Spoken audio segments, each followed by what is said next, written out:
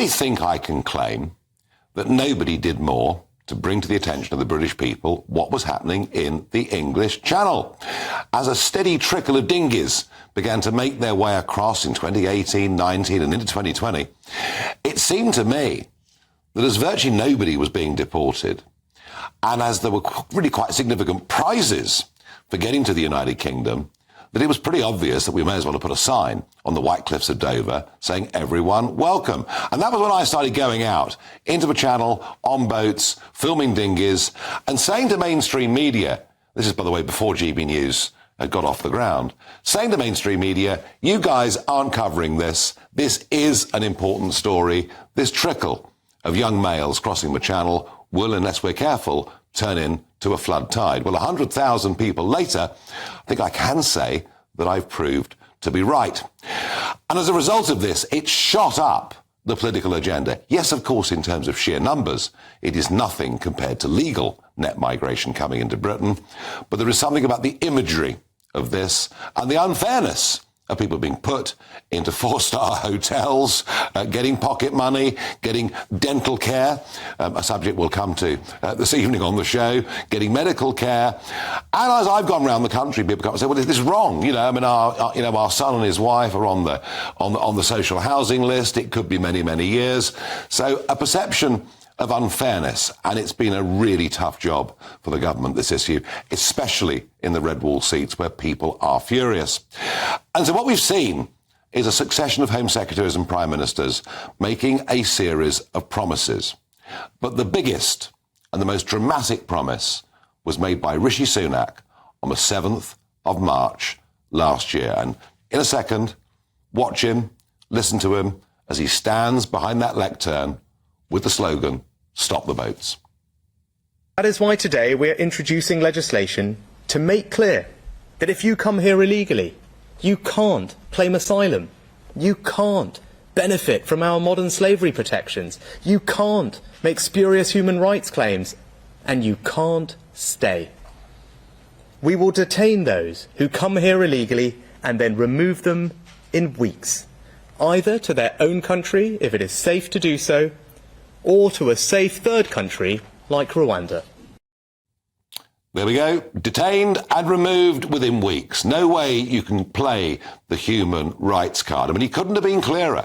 And that was the beginning of the illegal migration bill. And it made its way through Parliament by July, was the Illegal Migration Act. But I have seen documents, internal Home Office documents, that show us that at the exact time that the Prime Minister was telling us this, he and the government were being briefed within the Home Office that illegal migrants can still delay, this, by the way, is after the legislation's passed, illegal migrants can still delay removal for 180 days, despite what was being proposed. That the backlog to enter the system for removal could, and wait for this, by the middle of 2026, reach somewhere between 150 and 200,000. And yet, all migrants in the backlog would be kept in non-detained accommodation, and the risk of migrants absconding is high.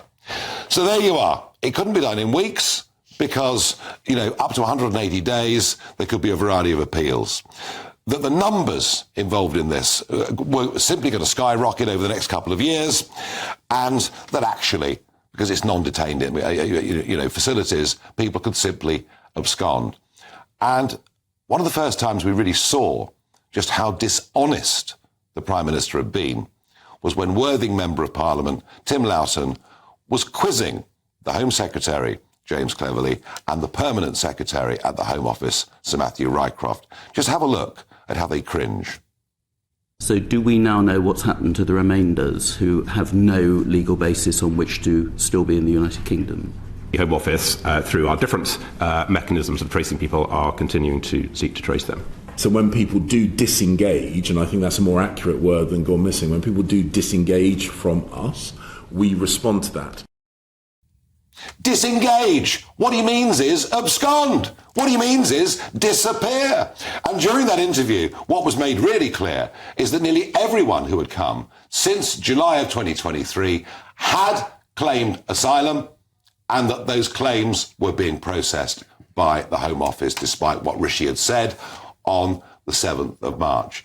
Yes, I know the government's in real trouble on this. I know it's looking for magic solutions. But quite why they think that telling us things that legally simply aren't true is somehow going to make their case better, I simply don't know. I find it politically, frankly, quite baffling. I'm joined by Paul Turner, immigration barrister and head, of course, of Imperium Chambers. Paul, you see the point I'm making? That people always were going to have the right to appeal. That we learned yesterday that the maximum number of people who could be detained in what might even be thought to be secure accommodation was 1,000. And still today at Prime Minister's questions, Rwanda came up. The Prime Minister made it clear that the planes will be taking off for Rwanda very soon. And I'm not asking you to comment politically, I wouldn't do that. But it's pretty clear to me, and maybe confusing to our audience, though, that we pass a piece of legislation, the Illegal Migration Act, and we've all been brought up to understand that when Parliament passes a law and it gets the royal assent, that it's the law of the land. But it's not here, is it? It's the law as in it's on the statute book and they've passed it. But to implement the law, they need to spend money. And you're quite right about the detention estate, as they call it, where people are locked up. And there will be a large number of people in the detention estate that are foreign national prisoners, criminals, that simply can't be allowed out because of the risk of them reoffending or running away. So the amount of space that there is for people is remarkably small. And the government must have known this when they passed the Illegal Migration Act. It is quite simply, even if we think that there's 30 or 40,000 people claiming asylum and there's detention space for 1,000, if you want to detain them, you need to invest in building more detention facilities or finding places to put people. But the government must have known, with the lacuna that people can make applications on the basis of their human rights not to be removed, that firstly, they're not going to be removed. Secondly, that they'll be given an appeal right. They could well win the appeal. And thirdly, that even if they are detained for a short period of time, working as an immigration lawyer, often one has to do bail applications. And the law says you can only detain people if there is a realistic prospect of removal within a reasonable period of time. So, put shortly, if the Home Office says, well, he's illegal and we want to remove him, the judge will normally ask, has he done anything wrong? No, apart from illegal entry. And then they'll say, has he got an asylum claim outstanding? Yes. How long is that going to take? We don't know. And then bail's granted. And it's often granted with no real surety. The person can often just say... When you say bail, again, this word keeps being used with regard to those that cross the channel or come on the back of lorries. But normally for bail, a sum of money has to be guaranteed. Well, when I started a long time ago, and in certain circumstances, that you will need to provide sureties. The sum is usually around £2,000 or £4,000 on average. And then the judge will hold the person liable. Often with people that have come on a small boat and they don't have any family here, but the prospects of them actually being removed are so remote as to be almost non-existent, the judges will grant bail on their own recognizance, which in layman's terms means on a promise that the person won't run away. And sadly, as you've commented, people do run away. And if I was in their position, perhaps I would run away. Because your chances, if you run away, your chances of being found are brought back to a system. Watching the Home Secretary talking about that steps are being taken, discussing this with other people that I know, the Home Office has a hard enough job because of its lack of resources in actually getting people to sign on regularly. When people abscond, it is very rare, unless the person is unlucky enough to be caught working illegally on a raid, or unlucky enough to be caught at a tube station when the immigration do checks. As far as I'm aware, the Home Office do not go round to people's houses the day after they do not report. The idea that they're trying to track people it's just for the birds. Is fallacious. Just for the birds. Yeah, it is for the birds. Hey, goodness me, we can't even find the chemical attacker, you know, who was seen at Tower Hill Tube at 9:30 one evening. So, yeah, no, I mean, where are we going with this? I mean, this could be a major election issue. Now, presumably, for the Human Rights Act of 1998 to be amended, we would need to have a debate and discussion about our role with ECHR. There needs to be an honest decision about whether the UK wishes to remain a part of the ECHR. Now, as an immigration lawyer, it comes no surprise that I think it's a good thing as opposed to a bad thing.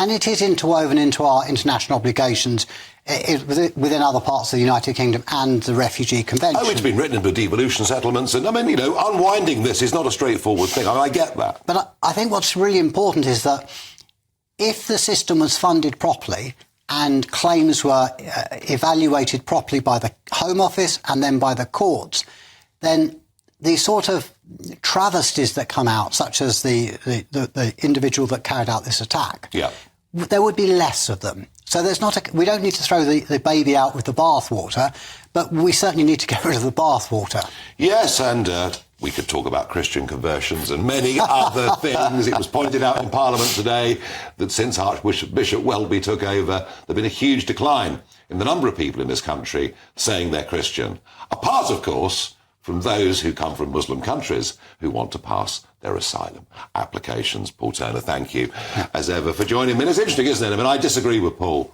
quite fundamentally on that. I don't think the ECHR is now fit for purpose. I completely get why it came into being 70 years ago. I think we've moved on. But the point Paul made is the right point. We need to have an honest conversation.